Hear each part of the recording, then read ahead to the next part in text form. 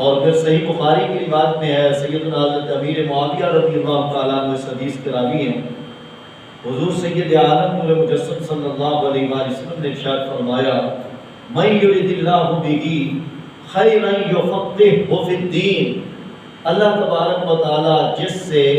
خیر کا ارادہ فرماتا ہے اسے دین میں تفقہ عطا فرماتا ہے، دین کی اسے سمجھ عطا فرماتا ہے، اور دین کے اندر مکمل مہارت اسے عطا فرما دیتا ہے۔ اور تفقہ فی الدین کیا ہے؟ کہ قرآن و حدیث کے مکمل ذخیرے پر اس کی نظر ہو، اور وہ قرآن و حدیث کے سمندر میں غوطے لگا کر اس سے موتی نکالنے کا ملکہ رکھتا ہو، یہ تفقہ فی الدین ہے۔ اور امت میں چند گنے چنے لوگ ہیں جن کو اللہ تبارک و تعالیٰ نے یہ مقام اور رتبہ عطا فرمایا۔ بس ایک دو چند حدیث اور آیات کو لے کر وہ جدال اور جھگڑالو نہ بنا ہو کہ ایک یہ حدیث ہے تو یہ حدیث ہے تو اس حدیث کو دوسری احادیث کی روشنی میں دیکھا جائے، اس کی تشریحات اور توضیحات قرآنی آیات اور دیگر ذخیرہ احادیث کی روشنی میں متعین کی جائیں، عمل صحابہ سے ان کا عمل متعین کیا جائے گا، فرمان رسول سے عمل رسول پاک صلی اللہ علیہ وآلہ وسلم سے اس کے معنی کا تعین ہو، نہ یہ کہ کوئی آدمی ایک حدیث جو ہے وہ لے کر پھرتا ہو اور پھر جو ہے لوگوں سے جھگڑا کرتا ہو۔ اس کو تفقہ فی الدین نہیں کہا۔ تفقہ فی الدین یہ ہے مکمل قرآنی آیات کے شان نزول کے حوالے سے جانتا ہو، نہ صرف وہ منسوخ کو جانتا ہو اور ان کے احکامات کو جانتا ہو، اصول تفسیر سے واقف ہو،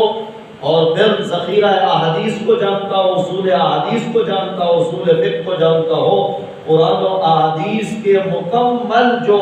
ذخیرے ہیں ان پر اس کی کامل اور بالغ نظر ہو، تو اس کو تفقہ فی الدین کہا جاتا ہے۔ اعلیٰ حضرت کو اللہ تبارک و تعالیٰ نے یہ تفقہ فی الدین عطا فرمایا۔ آپ کا دور پاک ہے تو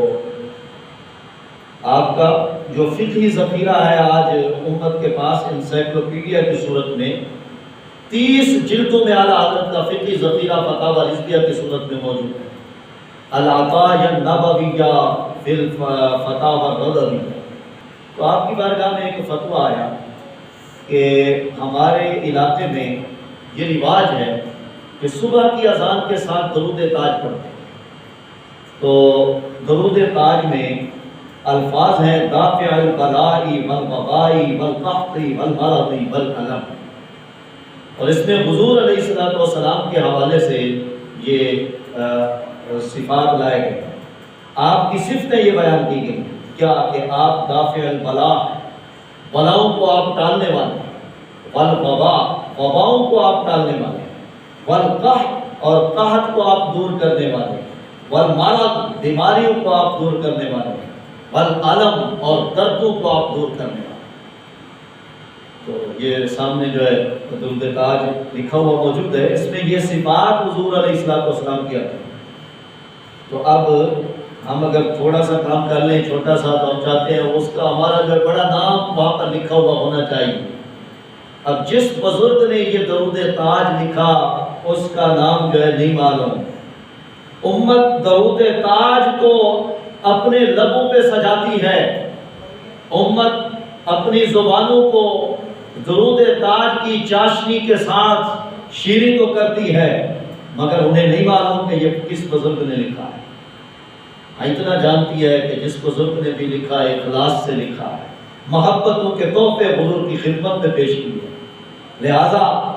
معنوی لحاظ سے یہ درست ہے، اس کو پڑھا جائے، باعث برکت ہے، باعث ثواب ہے۔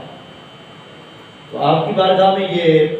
سوال آیا کہ یہ دافع البلاء حضور کو کہا جا رہا ہے کہ آپ بلاؤں کو دور کرنے والے ہیں، بلاؤں کو ٹالنے والے ہیں، حالانکہ بلائیں تو اللہ ٹالتا ہے۔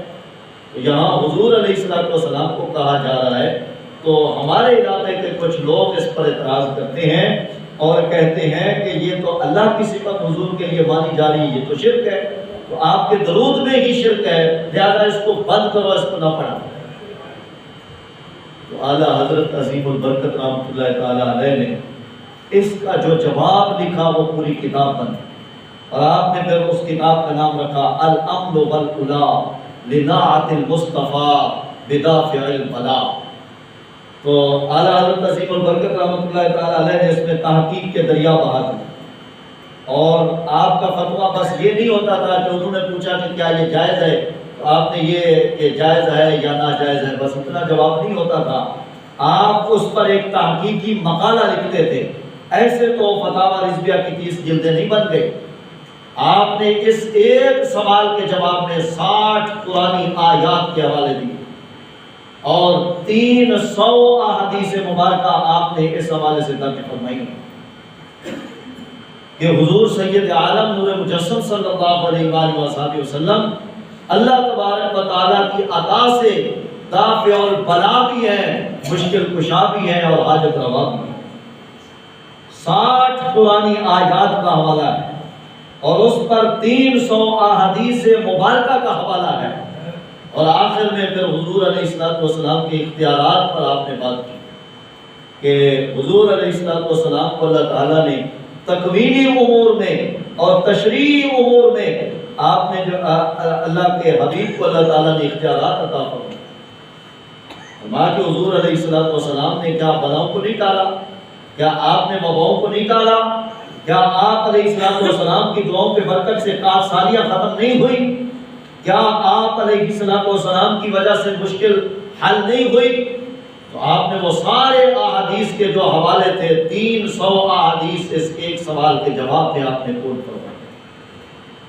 اور پھر آپ نے فرمایا کہ حضور علیہ السلام کی شان اختیار تو یہ ہے، مسند امام احمد کی حدیث کا حوالہ آپ نے دیا، حضرت انس بن مالک رضی اللہ تعالیٰ عنہ فرماتے ہیں حضور کی خدمت میں ایک دیہاتی شخص آیا، اور دیہات سے آنے والے شخصوں کے عام طور پر سوال بھی دلچسپ ہوتے تھے، اور حضرت علی فرماتے ہیں صحیح مسلم میں موجود ہے کہ ہماری یہ خواہش ہوتی تھی کہ دیہات سے کوئی آئے اور آ کر حضور سے سوال کرے اور پھر آپ اس کا جواب مرحمت فرمائیں۔ ہم یہ چاہتے تھے اس لیے کہ دیہاتیوں کے سوال سیدھے سادھے ہوتے تھے اور بڑے دلچسپ ہوتے تھے۔ وہ دیہات سے آیا اور آ کر کہا کہ میں اسلام قبول کرتا ہوں، لیکن آپ مجھے بتائیں کہ مجھے کیا کرنا ہوگا۔ تو نو مسلم کے لیے حضور علیہ السلام جو جامع تعلیمات ارشاد فرماتے تھے آپ نے وہ بتائیں، تو یعنی 5 گانا نماز ہوگی، روزہ ہوگا، حج ہوگا، استطاعت ہے تو حج ہوگا، استطاعت ہے تو زکوٰۃ ہوگی۔ تو آپ علیہ السلام نے یہ بنیادی تعلیمات جو نو مسلموں کو آپ ارشاد فرماتے تھے وہ بتائیں۔ اس نے کہا کہ باقی چیزیں تو آسان ہیں،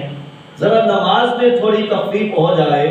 کیونکہ میں نے بہت جو ہے وہ ریوڑ رکھے ہیں بکری اور بھیڑوں کے، اور میں انہیں خود چراتا ہوں، تو اگر یہ میں نمازوں کے حوالے سے جو ہے یعنی ان سب کو اسلام قبول کر لوں اور نمازیں تو 5 نمازیں میں تو نہیں پڑھ سکتا، میرے تو کام اتنے ہیں، تو اب وہ جو ہے یعنی بھوک سے مر جائیں گی، میں نماز پڑھنے گیا تو وہ کسی کا کھیت اجاڑ دیں گی، تو میں کیا کروں گا، میں ان کو سنبھالوں گا یا نماز پڑھوں؟ تو حضور علیہ السلام نے فرمایا جب تو بتا، مسند امام احمد میں حدیث موجود ہے، اعلیٰ حضرت نے اس کو الامن والعلا میں لکھا، تو فرمایا کہ حضور نے فرمایا کہ آپ بتائیں کہ آپ کتنی پڑھیں گے؟ تو اس نے کہا کہ میں چلو رات کی نمازیں پڑھ سکتا ہوں، رات میں کوئی مسئلہ نہیں ہے، لیکن دن کے وقت میں کام کاج پہ ہوگا۔ تو آپ نے فرمایا کہ چلو تم 2 پڑھ لیا کرو، قیامت کے دن تم سے 2 کے بارے میں ہی سوال کیا جائے۔ تو اعلیٰ حضرت عظیم البرکت رحمۃ اللہ تعالیٰ علیہ نے فرمایا کہ تم دیکھو کہ اللہ تبارک و تعالیٰ کے پیارے حبیب علیہ السلام کو رب تعالیٰ نے تشریعی امور میں کتنا اختیار سے نوازا ہے، اور تکوینی امور میں اللہ تعالیٰ نے کتنے اختیارات سے نوازا ہے۔ لہذا درود تاج کے یہ الفاظ عین ایمان ہیں، دافع البلاء والوباء والقحط والمرض والالم۔ فرمایا کہ یہ محبت کے وہ پھول ہیں جو کسی بزرگ نے اور حضور علیہ السلام کے کسی عاشق نے حضور کی بارگاہ میں پیش کیے، تو یہ درود تاج ایسے نہیں مشہور ہو گیا دنیا میں، اور ایسے نہیں جو ہے لبوں پہ یہ جاری ہو گیا، بلکہ اس کے پیچھے محبتوں اور عشق کے کئی تار موجود ہیں کہ جس نے لکھا ہے پوری محبتوں کے ساتھ لکھا ہے، عقیدتوں کے ساتھ لکھا ہے۔